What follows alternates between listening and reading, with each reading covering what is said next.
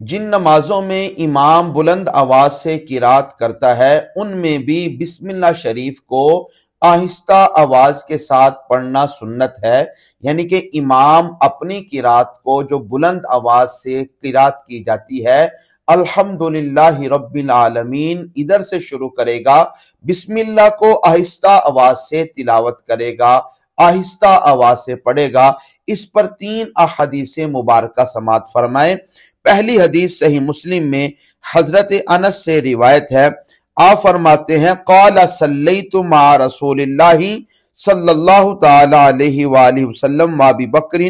و عمر و عثمان فلم اسمع احدا منہم یقرأ بسم اللہ الرحمن الرحیم۔ حضرت انس رضی اللہ تعالیٰ عنہ فرماتے ہیں میں نے نبی اکرم صلی اللہ تعالی علیہ وآلہ وسلم کے ساتھ نماز پڑھی، حضرت ابوبکر صدیق کے ساتھ نماز پڑھی، حضرت عمر فاروق کے ساتھ نماز پڑھی، حضرت عثمان غنی رضی اللہ تعالی عنہم، میں نے ان ہستیوں کے ساتھ نماز پڑھی، لیکن کسی کو بھی بلند آواز سے جہر سے بسم اللہ الرحمن الرحیم پڑھتے ہوئے نہیں سنا۔ دوسری حدیث پاک بخاری شریف کے اندر ہے، اس کو بھی حضرت قتادہ حضرت انس بن مالک روایت کرتے ہیں، نبی اکرم صلی اللہ تعالی علیہ وآلہ وسلم سے ان انس بن مالک ان النبی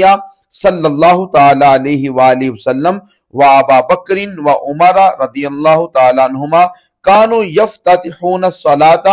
بالحمد للہ رب العالمین۔ حضرت انس بیان فرماتے ہیں کہ میں نے نبی اکرم صلی اللہ تعالی علیہ وآلہ وسلم کو، حضرت ابوبکر اور حضرت عمر رضی اللہ تعالی عنہما ان کو نماز پڑھتے ہوئے دیکھا،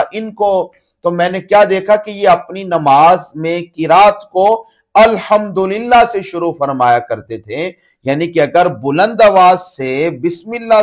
ساتھ پڑھی ہوتی تو اس کا بھی ذکر ہوتا۔ ذکر یہی ہے کہ جب بھی ہم قرات سنتے تو پیارے آقا و مولا صلی اللہ تعالی علیہ وآلہ وسلم اور حضرت ابوبکر و عمر، حضرت عثمان رضی اللہ تعالی عنہم جو ہے وہ قرات کو الحمدللہ سے ہی شروع کرتے اور بسم اللہ کو آہستہ آواز سے پڑھتے۔